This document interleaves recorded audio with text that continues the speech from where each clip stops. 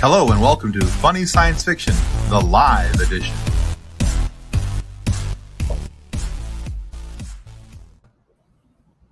Welcome to Funny Science Fiction, the live edition, the only show that Mick Manhattan from the Scene Snobs goes to confess publicly his love for Sting in the movie Dune, but really only for that weird, creepy underwear scene. Thanks, Mick. We appreciate that. Poor Mick. Mick's going to kill me. Love you, Mick. And this is how we get kicked out of the Scene Snobs Network. No, if that did... No, I don't think that's what's going to do it. But hey, before we get started and jump into the rest of our show, I'll remind you guys, if you're going to comment on Facebook, please allow StreamYard to have access to your Facebook information so that the Big Brother alien computers can make sure to get all your information properly. But it also allows us to know who we're talking to. So not just good old Facebook user. And before we get into tonight's show, we need to say a thanks to our show partners, River City Tees and Level Up Lightsabers. And let's watch a quick video for each. With over 700 designs to choose from, River City Tees has something for everyone. Need some new nerd merch? River City Tees has you covered. Need funny or sarcastic designs? River City Tees has you covered. Are you looking for a new logo or custom design? Whether you need 1 or 100, River City Tees has you covered. With multiple colors and options for each and every design. With things to choose from like shirts, hoodies, phone cases, coffee mugs, and so much more. Be sure to follow River City Tees on Facebook and Instagram. If you do, you'll get the latest on designs and information about upcoming sales. River City Tees. Let's make a shirt together.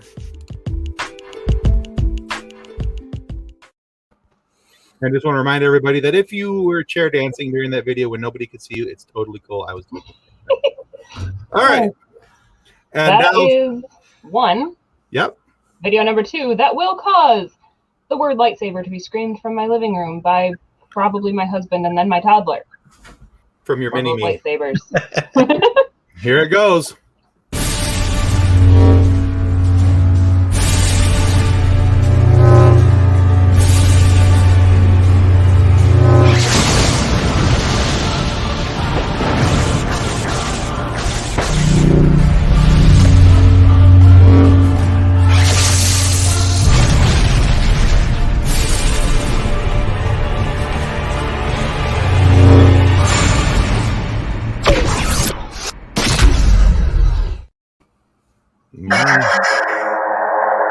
I've got mine. Nick. Shut up, Nick. Nobody likes you. Oh, goodness gracious. All right. And if you were wondering who that bearded man was in the video, you'll find out in just a moment. Yahoo! Sorry, I'm excited. All right. So let's welcome to our show, Jeff Dwoskin of Live from Detroit, the Jeff Dwoskin Show. Hello, Jeff. Hey, Jeff. Hey. Oh, I'm sorry. I saw the logo. I didn't see me. We snuck you in down in the bottom corner. I was captivated by the logo. Thank you. It's a beautiful logo. It is. It's Tina Marie made that for me. So. It's fetching. It is fetching. I was distracted. I was buying Stop a t-shirt. Fetch. It makes me want to watch Cheers. Fetch makes you want to watch Cheers? Then no, the logo makes me want to watch Cheers. Oh, okay. I promise, it makes more sense inside of my head. Oh boy. All right. Let's also welcome to the show Ron Lippitt of Crossing the Streams, a division of JeffIsFunny.com. And where's Ron? There he is. Am I here? Hey, there he is. What up, you sexy players?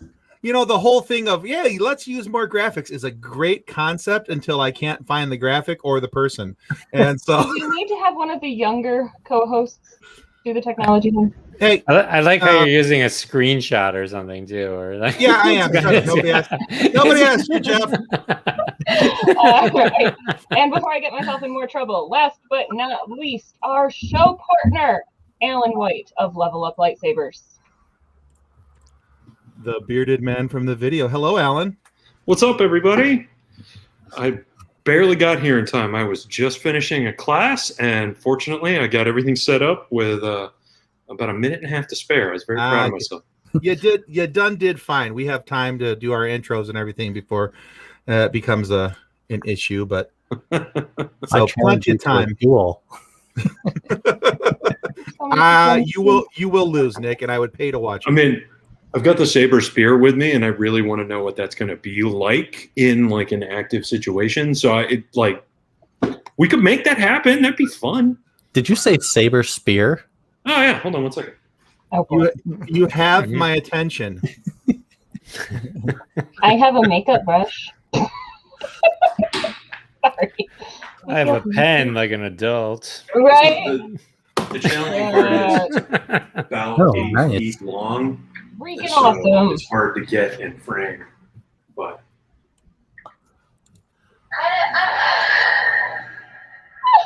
Giggity. Excuse Giggity. me. very nearly everything you need to make this is available on the site right now, and the stuff that is not available yet, we're working on it. It's sometime this year. It's going to all be there. There you go. All right. So we've got a few comments coming in. John Wass says, hi, everyone. Happy Monday. We was going through these. Natasha Consul says, hi, everyone. Jason Taylor says he wants to get one for himself. Well, Jason, you're in luck. I'm posting in the comments. You'll find a link for Level Up Lightsabers. And There we are. Mm. that didn't go right. Something's missing. I clicked the wrong one. Shut up, Kathleen. Nobody asked you. I Here, don't let's- say it. I just let's try love this to be one. loud. I feel like there needs to be like an Oprah voiceover. Guests of the funny science fiction show get a level And- up lifesaver. If they pay for it themselves. And Before. you get a link. And you get a link. And you get a link. But yeah, and Natasha did say that your logo reminds her of The Price is Right. I could see that a little bit. Come on, A little bit. I down. can see that. It does have that like vintage TV vibe, which I like. I always Yeah, forget to absolutely. pick the comments that come up. All right, and this she also says yes, the saber spear. So, all right, and Jason, don't start with me. It's too early in the week. All At these least talented he people and understands you. Tim, you pick on his Jean-Claude Van Damme affection one time. And you Okay. become the butt monkey of all of the jokes. Okay, multiple times actually. And all it took was once, but you decided that you found that button and you were going to continue not just poking it, Oh, but jumping on it. Yeah, I did jumping jacks on that button. It was fun. He's a good sport though. He lived through it. All right, so for tonight's festivities, now that we have everybody here and we're all ready to go, we have an opportunity to be a low rent version of Crossing the Streams, and we're taking it. Anyway, Strong. the low rent version of Crossing the Streams. By the way, Crossing the Streams can be found on YouTube every Wednesday night. 9:30 Eastern.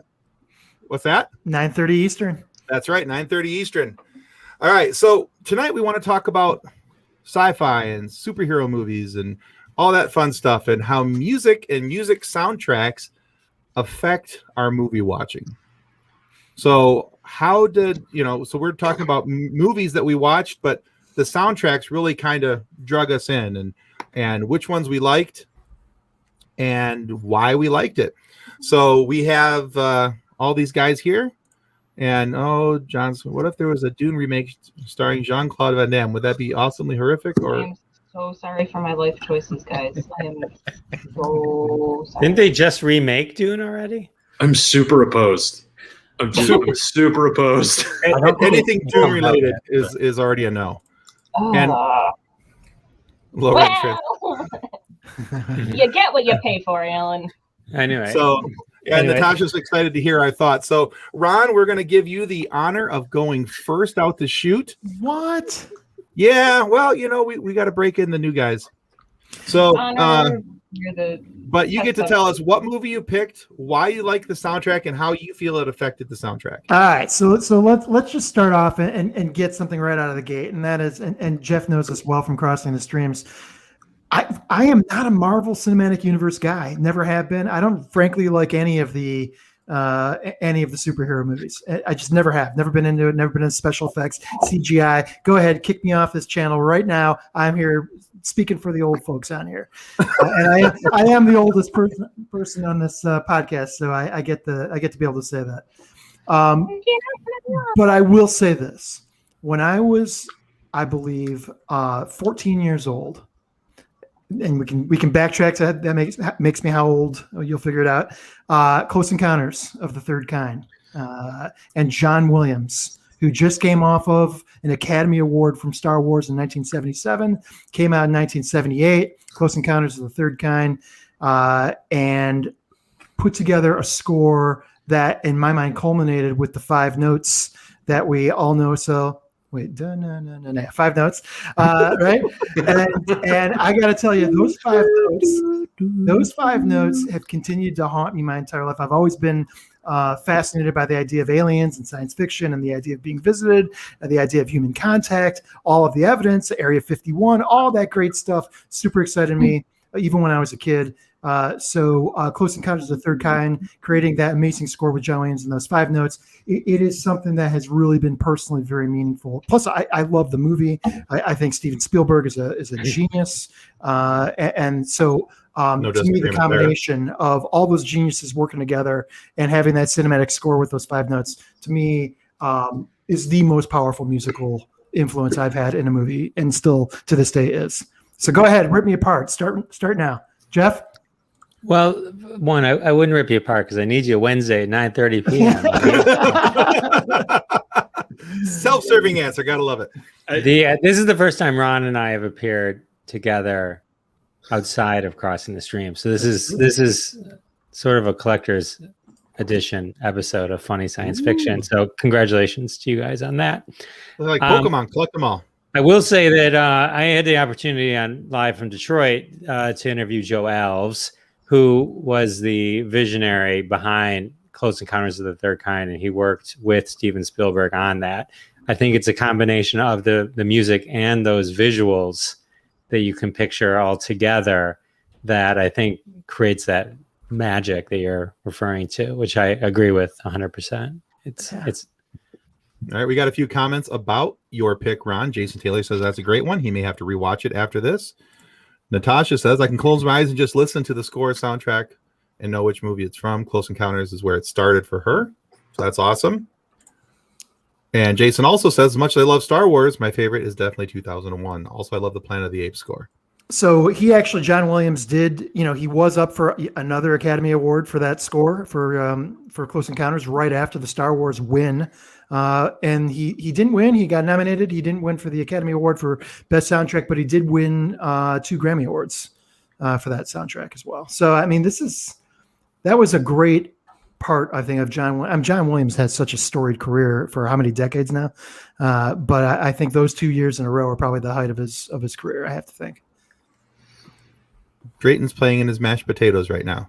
Somebody had to reference it. That's like one of the most memorable scenes in that movie. It is. I prop up pillows like that. I do my toothpaste like that. I seriously, I've been doing this for however many years, 30 years, I think it is.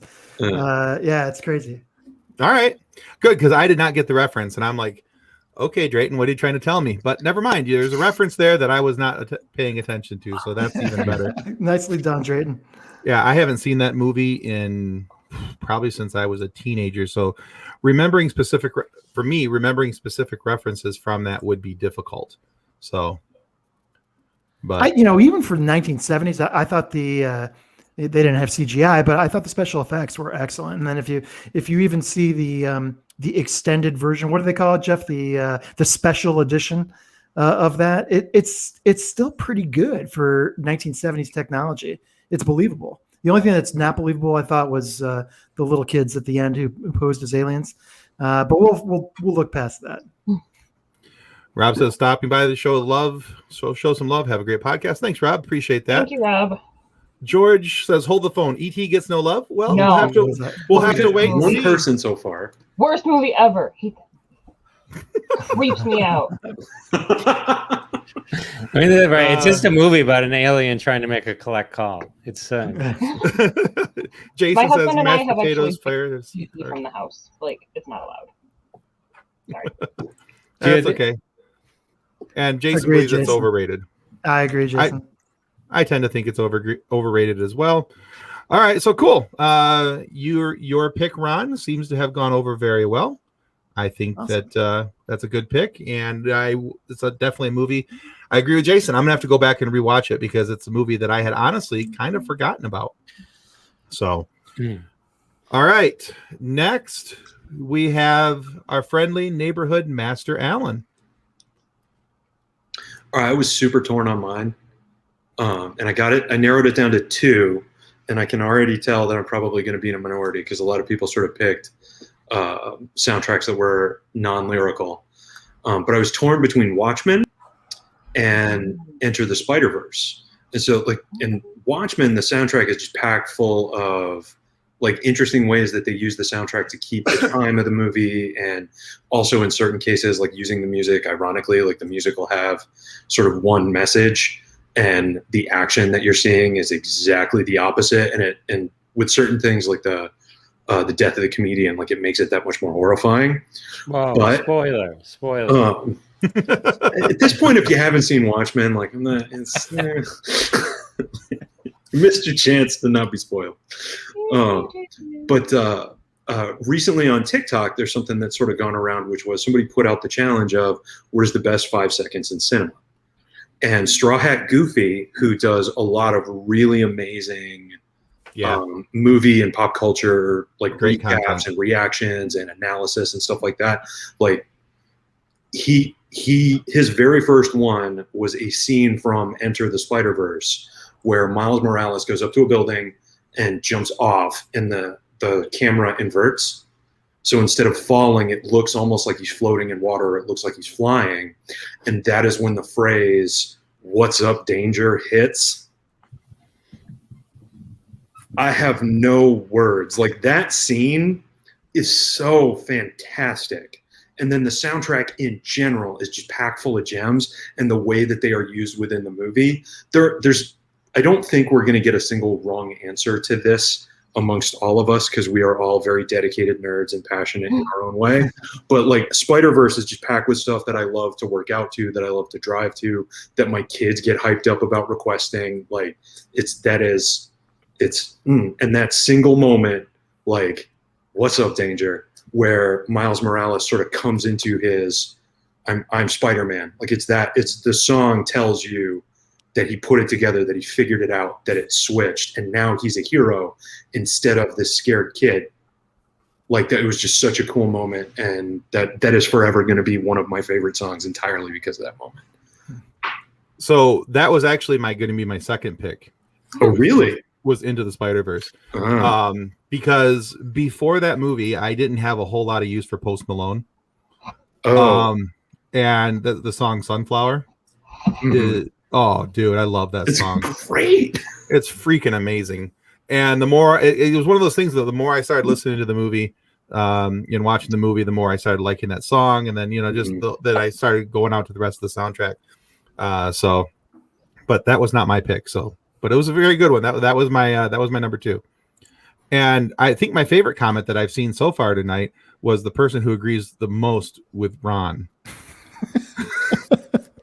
Ron agrees with Ron. I'm serious. That guy he's spot on. So I appreciated it. Well, yeah, he's, See, I haven't allowed StreamYard to have access to my Facebook, so I can comment as Facebook user during our shows. It's actually kind of fun. And Jason says, "Holy crap, Jeff, you're right. It is a special edition. Tim and I agreed. I need to rethink my life." You're welcome, Jason. There's too many comments coming in. I can't hardly even keep up. I love this. Keep the comments coming. Oh, Tim and I agree about Post Malone. Today is a wonderful day. Oh, Jason. And Jason also says that Ron is right about Ron. Appreciate you, Jason. So no, and I think that's a really good pick there for Into the Spider-Verse. That's one of those movies where I think music is so intrinsically tied to everything that happens in that movie. The song is selected specifically to set up a scene and move it forward, and so I think that's really cool. And they're inflection points, like they're always like it's where something really important is happening with the emotions of the character or characters or whatever. Like, yeah, absolutely. Nice coffee cup. Yeah, thank you. Available at rivercitytees.com. Anyway, I was gonna say you didn't win yours, though. there You you go, I Jeff. should've. Still at home. I won this. You did. I won mine too. Mine's up there. I answered all the questions. All the questions. Ron, we'll make sure you get one. So the next time you come on the show, you two can shamelessly help us plug River City Tees Red Shirt Widows and Orphans coffee mugs. I do agree that it was great that in Watchmen they put in good songs so that there was something good about that movie. So, I mean, as somebody that was a fan of the graphic novel, I was so glad that they booked the space squid. Like, that was a detail of the story that I was always like, and I thought the shift to Doc Manhattan was a positive choice in making the adaptation. Although Watchmen is not something that I have ever felt the need to like watch over and over and over again. The HBO continuation of Watchmen, I think, is actually better than the movie. They reference it just enough. Gene Smart plays one of the one character. That's amazing. Jason, nobody likes the Watchmen movie. You can appreciate the visual that Zack Snyder brings to it, I think. But it's like, but I agree, he just didn't change enough. The squid was a good start, but when people try and adapt something so 100%, that's why, like, I always say, like, in the house where I'm always like, the first two Harry Potter movies I think suck. It's like on the third one when they started to move into like making, all right, these are movies and they're going to be our own thing. Then they started to get great, and each one of them got better than the next. The first two were so worried about the fans. Same thing I think with Watchmen. Can't be that literal. Anyway, George would also like to remind us that E.T. won an Oscar for the score. George I'd love it if one of you picked E.T. and George is hanging on to That's E.T. like just deathlock. I got E.T. Love you, George. E.T. at the time was one of the greatest movies of all time. Maybe in hindsight, you're not loving it as much. That the music of E.T. is great. The movie itself is terrifying. Like, I hate that movie so much. But I also have a very specific, like, childhood memory of my cousins watching it on their, like, the giant 80s flat screen scary TVs, the ones that weigh, like, 600 pounds. Like, those massive, gigantic things that when you're at the side of the TV, you can't... I was sitting here waiting for the ET. Yeah, no, bad idea. Sorry. I was waiting for a Laserdisc reference. I'm like, all right, Laserdisc, here we come. That's how I thought she was going with one of the projection TVs that had the 3 giant lights that shot onto your screen. Remember those? Yeah. The scene in E.T. where they're in the closet with the stuffed animals is one of the greatest things. And then the little Star Wars toys. So that Star Wars is in that world. I think that's one of the first times they they crossed it. Yeah. I love E.T. I love E.T. I can't just sit here and let it go completely besmirched on my watch. But. So Natasha wants to ask Kathleen if she's ever watched Stranger Things. I have watched most of it. I don't know. So Stranger Things came out, and then I had a kid, and then I've not been able to watch TV that doesn't involve cartoons tiny people. Something called Blippi. I hear she watches a lot.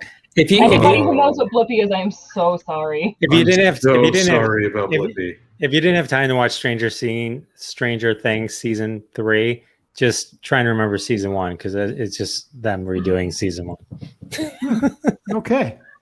Yeah, no, with good music. What? All right, let's move on to our next pick. Right. Our next person, our guest, Jeff Dwoskin. What's your pick? Well, my pick is E.T. and damn you all. We'd apologize, but you knew what you're getting yourself into. So. The scene where they're trying to kill the alien, just because they're scared, and the music, and then no, I didn't pick E.T. I picked what I think is the only real choice for any of these, which is Batman '89, the original Batman by Tim Burton. As you can see here. So Batman, as you can see in this odd screenshot that Tim doesn't know how to transfer images, but the hold on, where's that remove button? Shots fired. Man. This Batman Batman '89 is absolutely a top 50 superhero movie. So, well, it's top 50. None of the ones that every superhero movie that we enjoy is because of the groundbreaking of Batman '89. So every superhero movie that we enjoy is because of Blade making money. that's maybe if that was true, they'd probably be rushing the reboot. Anyway, but the Ron guy again. That's a Batman reference. Is anybody with me on that one? Yes. Tim Burton's Batman is the reason we all wear shirts now with stuff. It's the That's only right. reason Tim's shirt business is in business. I mean, it's why we all wear anything like that. It was like it reinvented everything that we know about superhero movies. But the thanks for putting up the spoiler. I mean, but like, please let me get to it, Tim. This is a combination of two amazing things. Well, I didn't have to crop this. I could just put it up. So. This movie has two amazing things. It has an entire album written by Prince that goes great with, is really quirky. I'm not saying it's his best work, but for the movie for how it pairs with the movie, I think it fits a Tim Burton movie. And then this also is Danny Elfman, who went on to do many, many things, but this was his like first big thing that he did. And so I think it's the combination of both those, I think, set this movie aside, or at least give this movie a special trophy for, adding multiple layers of amazing music to the movie and the pop culture world. I do like that about about some like the 80s movies is the taking the bigger stars of that era and having them do the soundtrack for that. That is cool. I also really like that. This guy named Michael Kimball, I don't know who this is, but he apparently doesn't like Dune either. Oh, I know. You know what? I just said Michael Kimball. So much positivity today. Michael Kimball edits my podcast for free. If you need someone to edit a podcast for free, just reach out to Michael Kimball. He does a great job. Be super excited about all the context he gets after this. He looks like he'd be good at editing podcasts. Yeah, why wouldn't you want to? While he watches Dune. I did learn that the Prince was supposed to be done with Michael Jackson. The album was supposed to be a duet, and then I also did learn that the reason the movies or the songs don't show up on his albums is because the rights to all the Batman stuff. It wasn't until later that he got to do Bat Dance on one of the albums, but that's why, because it was all copyright issues. So Jeff, I just have to ask, with you having interviewed Burt Ward, I just have to know, with you having Batman as your pick, did it bother you originally that there was no reference to Robin, no involvement or acknowledgments to his Ward? This group also interviewed Burt Ward, but the early Batmans, I don't think Robin was around yet. Like there was a certain point where I think Robin comes up. Robin was actually supposed to be in Batman Returns. It was one of the Waynes' brothers. It was actually Batman or Robin, and he got cut from the movie. But they were actually bringing it in. They were bringing him in. Mick Manhattan says, "Screw that Kimball guy." it. Right. The pictures are very similar. Very similar, almost twin-like.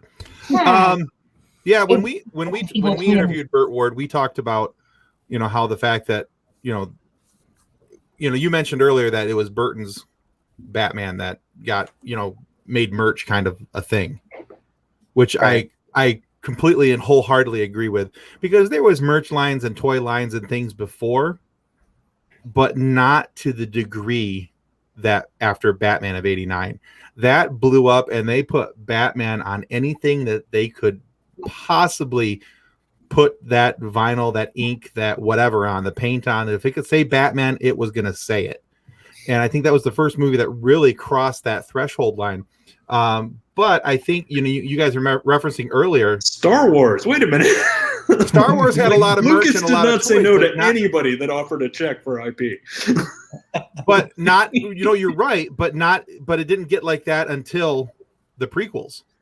He did it for some during Return of the Jedi and Empire Strikes Back, but not to the extent that Batman did. I don't think so anyway. That's just my opinion. It'd be an interesting thing to do a pop culture deep dive on. Somebody could research total number of product SKUs. Nick, you've been assigned a challenge.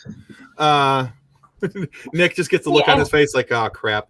I agree though with Tim that if anything could have Batman on it, it was going to have Batman on it. And if my sister had her way, my birth certificate would have had Batman on it. So I can understand this. But when we talked to Burt Ward, one of the things that we talked about was, the relevance of the Batman series in 1960. And if it wasn't for them, we wouldn't have superhero movies of any kind right now, because they opened doors that allowed the Batman of 1989 to be a thing. So that also means we can blame them for bat nipples. Good point. Ron liked the part where Michael Keaton looked at pensive and brooding, so the entire movie. A lot of Michael Keaton in general. Michael Keaton was amazing. He's one of the best Batman. He actually was. All jokes aside, I really actually enjoyed it. Yeah, I think he did really well. Better than Affleck. Sorry. Right. Sorry, that was. You guys are talking about a lot about Batman. The three geeks had him on yesterday. The actual guy? No, they had a guy who'd look like Mick Manhattan and that other guy, Michael Kimball, but with a bat mask and a beard. But, well, he's Batman's coming out of quarantine, so, Kudos to them. Thanks to all of us. So, no, I think that was a good pick right there for those. And before we go into the funny science fiction cruise picks, I want to remind everybody of a couple quick things. And Jeff will have an opportunity here to make comment about my inability to crop things. So I'm just gonna throw that out there. So thanks, Jeff. So right now on eBay, we've had the opportunity to interview a couple of really cool voice actors.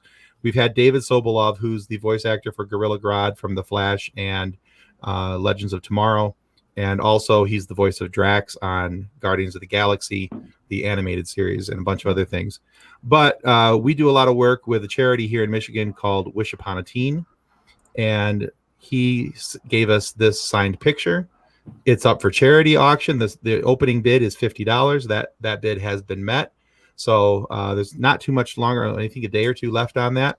But 100% of the profits of that signed picture will go to Wish Upon a Teen. And Nancy Sovereign, the director of Wish Upon a Teen, is very excited and thankful for thanking everyone in advance for their bids. So, and I'll put a link in the chat for you guys to be able to find that auction and be able to make your bid on that. But at the same time, we also had another gentleman on the show recently whose episode will be coming out in a couple weeks. And I was very excited about this because I watched this cartoon religiously as a kid.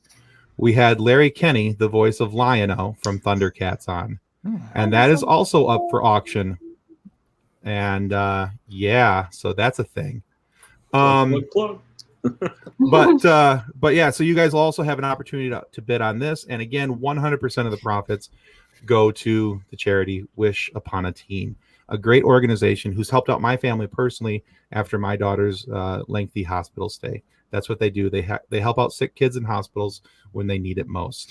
So it's such a cool program. Like it is. Yeah, it is such an amazing program. Yeah, they are great people to work with. They've been fantastic to just to kind of be around and get to know. And Nancy's been on our show, and she's been on my other show, Focused on Forward, to talk about and kind of prop up Wish Upon a Teen. So that's been kind of fun. So yeah. And just as a quick teaser. Sword of Omens, come to my hand. I, Lion-O, command it. Hi, this is Larry Kenney, the voice of Lion-O, welcoming you to the Funny Science Fiction Podcast. Thundercats! Ho! Now, had that video kept playing, you would have heard this.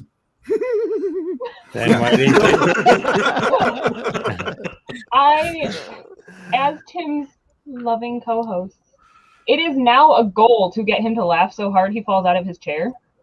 We got close. Oh my gosh!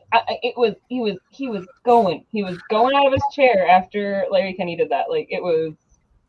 You hit him right in the nostalgic 10-year-old boy. It was awesome. That was a good day. So those are cool auction items. Yeah, and so we're hoping that people will take a chance and bid on those things. Even if it's not something that you can bid on, if you can just share, and I'm going to share a link also to wishuponateen.org. You can donate directly to them. Even as little as $1 a person, it adds up so quick, and it's going to go to a good cause, and it's going to help out some sick kids when they need it. They redecorate the rooms, make it feel more like home, and if at all possible. So, please pay attention to that.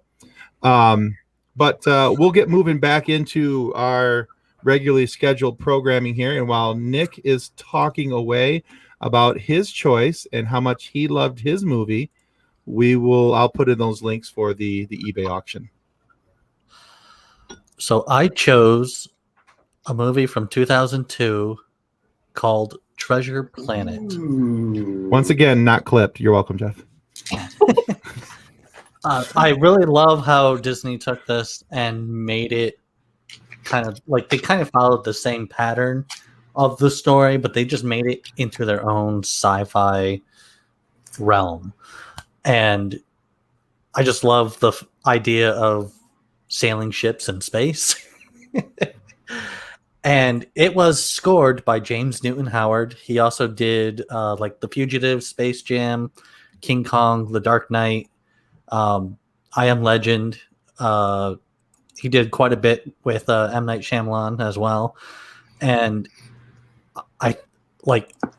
the score just brings a sense of adventure and everything to you. And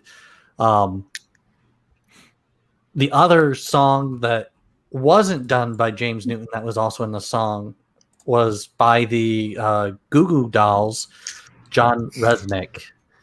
And he did the song I'm Still Here, or it was known as Jim's theme, because he just felt like he really connected with the rebel inside of Jim. And it was just a really good choice of music. And it's I'll listen, watch that movie and just yes, I'm excited to, the music just gets you excited to want to watch the movie. All right. We've got a few comments in here, got buried by my spamming of the link spam. The link spam. So we heard that's a hidden gem.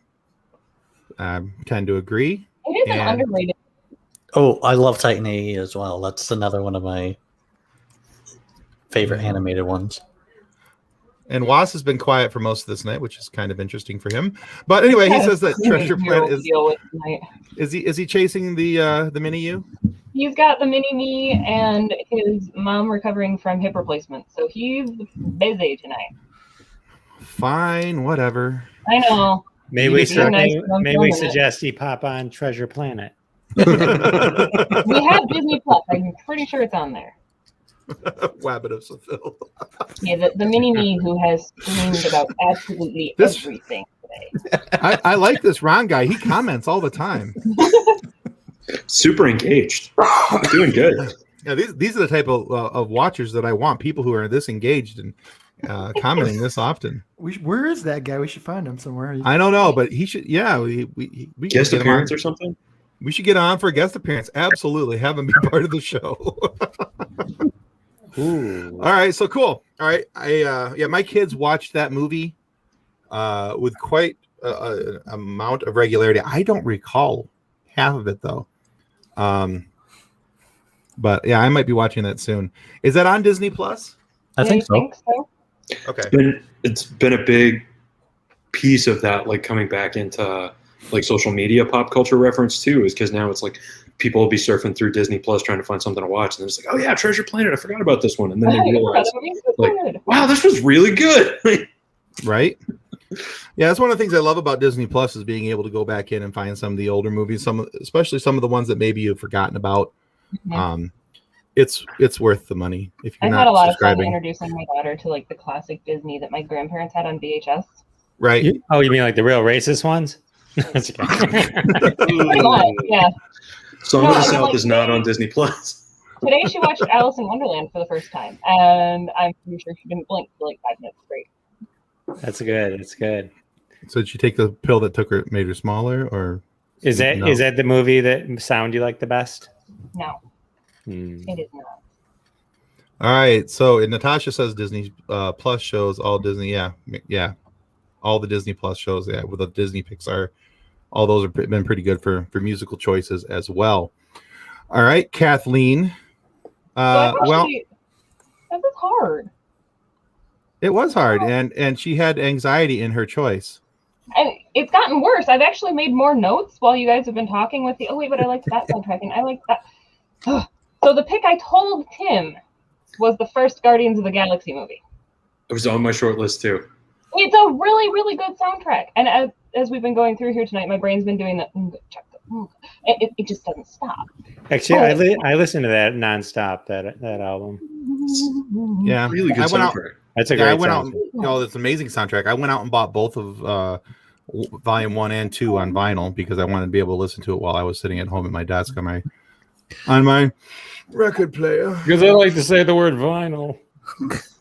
I'm a vinyl collector. He's trying to be a hipster. I got a vinyl too. Tim and I collect vinyl. We should do a vinyl edition of this. Ooh, I'm I would down. watch that.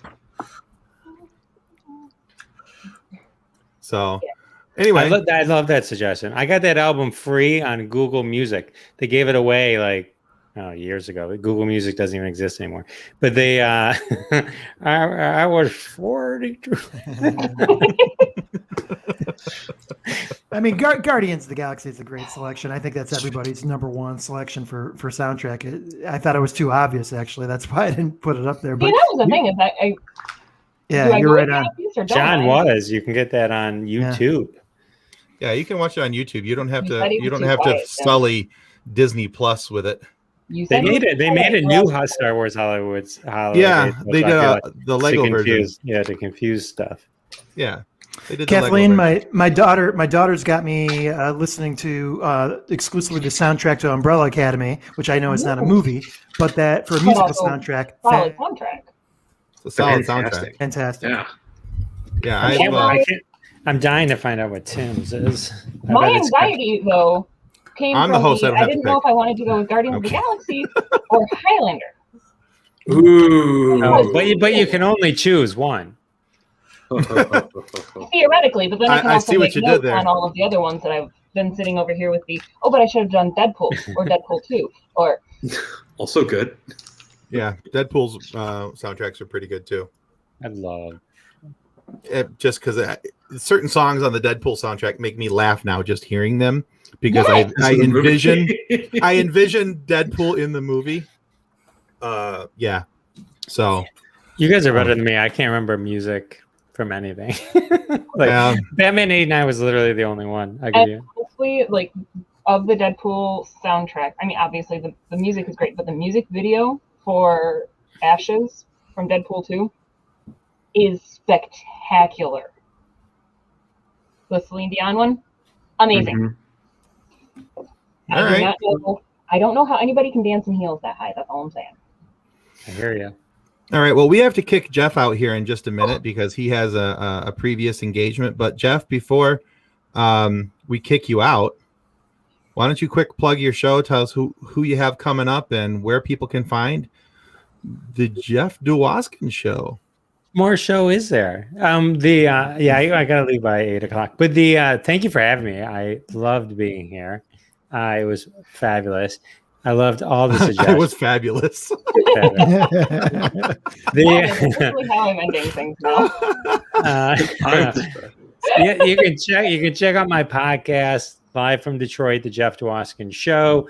It's on all your podcast platforms. My current episode is with Catherine Mary Stewart. She was in The Last Starfighter and Weekend at Bernie's and Night of the Comet. She was really cool. And Ron and I do Crossing the Streams every Wednesday at 9:30 p.m. Eastern time.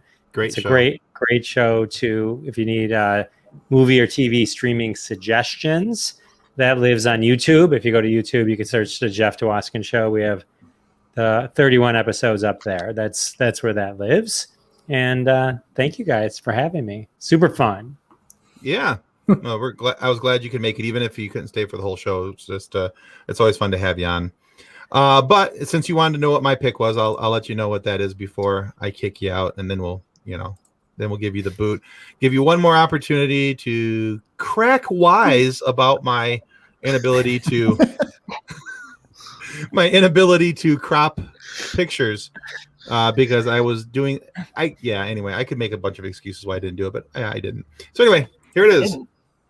Flash Gordon. Oh, that's a good one. Ooh, that is a Flash. good one. Because that That's entire strong. soundtrack is done by Queen.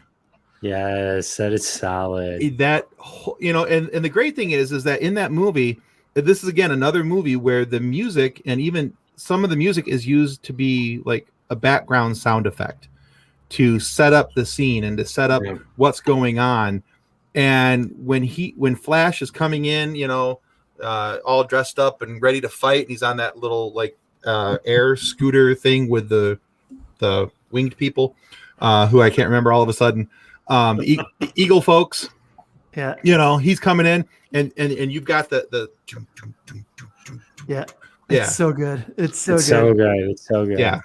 That space opera with an operatic singer and an operatic composition with electric instrument. Yeah. I don't know that there's ever been a better that movie, the soundtrack for that gives me the chills every time I watch that movie.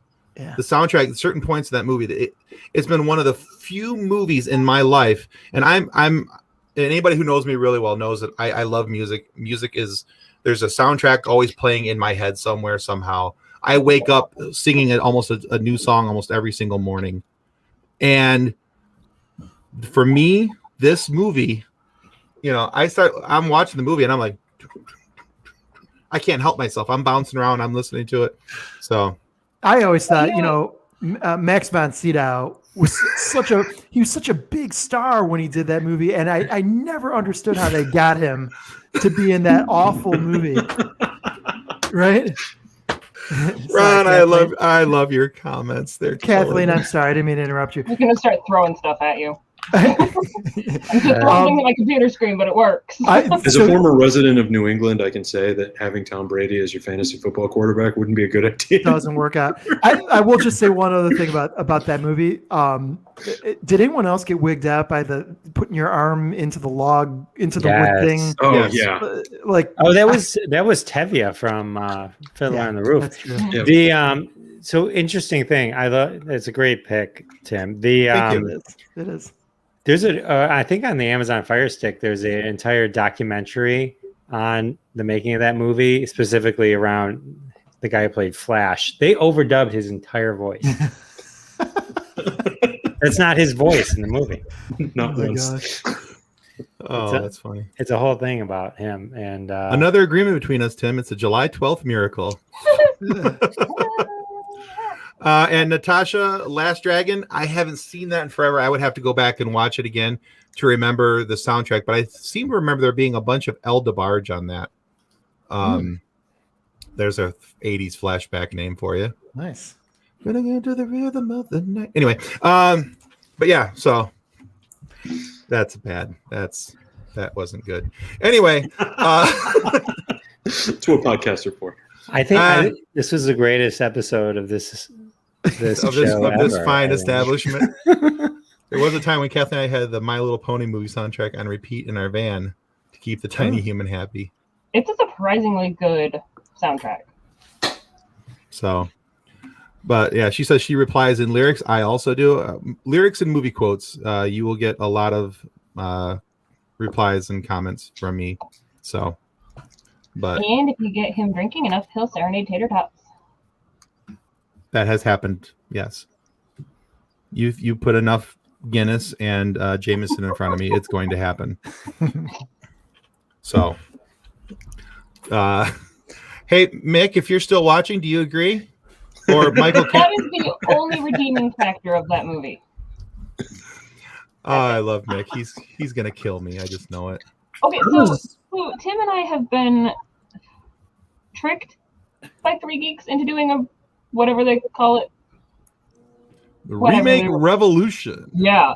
I just So like saying it in an announcer voice. Makes me feel cooler about it. I'm already saying that we should just remake it with cats, and the spice is now catnip. Mm. The movie would make more sense. And as much as I hate cats, I don't hate it as much as I hate Dune. So there's a possibility of me agreeing to that. So yeah, Three Geeks podcast, which is where Jason Taylor's from. They do a thing on there called Remake Revolution. They take movies, they mix it up, change actors, storylines, everything, something that they feel will make it better. And somehow we got suckered into agreeing to do a Remake Revolution with them for about the movie Dune. They got us on a week. They got us on. We were weak. There is meat there, like, and I totally understand people dunking on the original movie because it's warranted, but like the story and the universe and other stuff, it's a sci-fi epic that has otherwise been mostly avoided in this time of big effects. Like, I mean, you know, the John Carter of Mars series has got a lot of fans still, but like, and these are things that have mostly been ignored because we got superheroes and Star Wars and a little bit of Star Trek, and it's kind of soaking everything up. But the overarching story of Dune can be very interesting. The books can also be a slog. But I am personally optimistic about the new movie. I think it's going to be entertaining. Now, if you guys don't agree, that's fine. I'm not worried about your opinion anymore. I'm closing in on 40, and my opinion's enough for me. But well, let us know how 40 is. Kathleen, come on. Now everyone's just getting, we're all just passively aggressively. I love how we're all just like Needle, passing. We're like passing notes in class now. Just, shh, maybe teacher won't notice. So, all right. I So log in on my phone so I can do it too. all right. So let's have a quick vote here per se. Who do people feel the winner is? You can't vote for your own, Jeff. I'll vote for Close Encounters of the Third Kind. Okay. I was going to vote for Master Allen's because that was my second pick. I'm going Kathleen because that was my top 3, and I axed it because, and same reason as Ron, like I figured everybody was going to want to dial in on that one, so I was trying to like cut a little deeper. I knew you got my back though. At least the one who's got my back is the one who's got the lightsabers, so I'm good. All right, Nick, what's your pick? What did you pick again, Jeff? Batman '89, the greatest movie ever. With Prince. Also, solid choice. It's no Watchmen or Flash. It's no Sucker Punch. It's not about I commented on the Facebook post, by the way. It didn't show He'll up. say in this one feed. of us. It's hard to choose because the music in all of these is I very. mean, nobody put out something that was bad. Like none of us were like, oh, get out of here with that. Like, Nobody chose What'd you ET. pick? I picked Driving Miss Daisy. So, it is neither sci-fi nor superhero. You Fried green tomato. I'll probably go with Jeff because I think that that Batman, like from what I remember, it had a nice little Batmanishness about it. yeah. why'd you like Batman? Because it had Batman. Because it was Bat and Man. And It was Batmanly. That is a valid answer for liking a Batman property. Like that, it's I can't argue with it. I knocked it a little bit, but it's solid logic. I think so. And in fact, that's why I started liking the Tick, because they had Batman well. It was close enough. So, it was Batman adjacent. all right. So, just real quick here, because we're closing in on our time. I vote for Tim, not that anybody asked. Did we not ask you? No! Not yet. No! I don't think you've asked Ron yet either. Yeah. Actually, I was going to vote for Tim too. I had Jeff's Batman right. Batman's a good choice, but honestly, when you brought up Queen, I'm like, oh crap, I didn't think of that. Queen's. How do you not vote for Queen? How do you not? Well, Highlander, right? Like the one that And Kathleen. that was the thing, is I'm like, I should have gone Highlander, but then Hashtag Roundup snuck in here. Oh my God, we're getting cool. And if you're not playing hashtag Roundup on Twitter, you need to be. It's a ton of fun. I host a game on my other podcast every Monday morning at 11 a.m. called Healing with Hashtags for funny, not for funny science fiction, but for Focused on Forward at Podcast FOF, by the way. All right. See, I took your gentle plug and made it my own. See what I did there? I'm learning, Jeff. I'm learning. Well All right. done. All right, so we're going to say goodbye to our guests here, but before we excuse them, we've already said goodbye to. Farewell, Avita, and goodbye. Jeff has already plugged his shows. So yeah.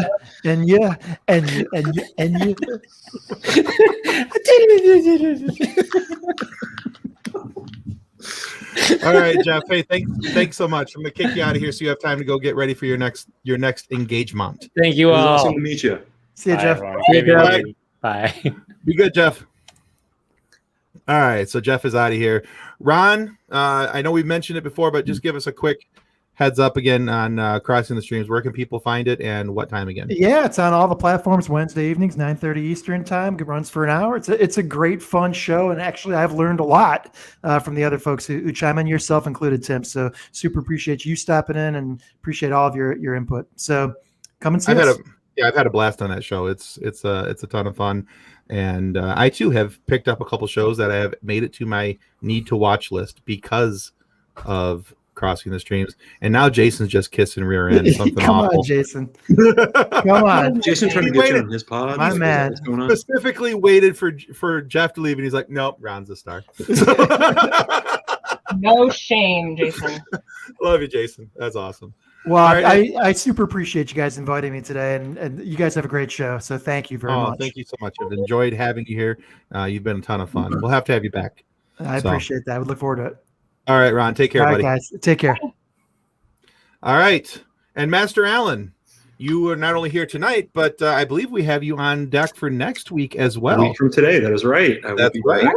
We'll also have John, and I cannot pronounce his last name to save my soul, but John Guisto, or something along those lines. Sorry, John, if you're listening or you hear this, and I just slaughtered your last name because I know I did, but he's also a member of the Three Geeks podcast, and he also does another podcast called the PVD Cast. So, and Matt, and another one called Matt Talk, the only Matlock podcast that I know of. John Orlando. There's a Matlock podcast? Yeah, it's called Matt Talk. Jason Taylor. Cool. Okay. All right. I'm in. Yeah. Jason Taylor and told me I gotta call him John Orlando, and he's right. John Orlando is his stage name. You did not hear the other name. If I had my flashy thingy, I'd erase your pronounce it right anyway, so we don't have to worry about it. Yeah, so not getting it right. You didn't dox him. At what point in podcasting do we get to have stage names? Should we have done that already? You could change it now if you wanted to. You just put Kathleen up on the screen, so that's all that matters. Well, I mean that's all it is now. But It happened to me by accident. I don't know. But yeah, and so Jason says we'd love to have you as a guest. Talk about Matlock with him. Jason's really cool. You'd have a ton of fun with him, Alan, if you like Matlock. So my mother, like it's sort of the Agatha Christie like model. There were a whole bunch of TV shows that were sort of like that, where there was this central mystery solving theater, character. And there would be a murder, and then by the end of the episode, it's unraveled. So like Murder, She Wrote, Matlock. Like there were so many of them. It wasn't necessarily always murder, but obviously in Ellery Quinn, et cetera, et cetera. And so like I grew up with these things sort of in the background, and Hercule Poirot, and that kind of stuff. So it's like hearing that Matlock has a podcast is just like, it's just so cool, because like for me there's just a nostalgia piece to that. That's really fun. Absolutely. I like that. All right, we have 1 minute left, so just real quick. So upcoming on Friday, look out for the interview release of with David Sovolov. His episode will be out this Friday, and you guys can check out our interview with the voice of Gorilla Grodd and Drax the Destroyer. That's for this Friday. Again, next Monday, you'll see Master Allen. You'll see John Orlando from the PVD Cast and Three Geeks and Matt Talk. And then you'll also see our good buddy, Kathleen knows him as well, Aaron Elia, who hosts a show called Catching Up with Aaron. And he also does the 31-day music challenge on Facebook. And that's how we know him. And 10 seconds. And we have 10 seconds for us to say goodbye. So, bye, everybody. On behalf of the rest of the hosts of Funny Science Fiction, we'd like to thank you for listening to this episode. If you'd like to be a guest on one of our future episodes, please contact us by means of our Facebook group, Funny Science Fiction. You can find us on Twitter or Instagram using the handle @FunnySciFi, or you can go to DraytonAllen.com and click the Contact Me link at the bottom of the page. Thanks again. Hope you enjoyed the episode.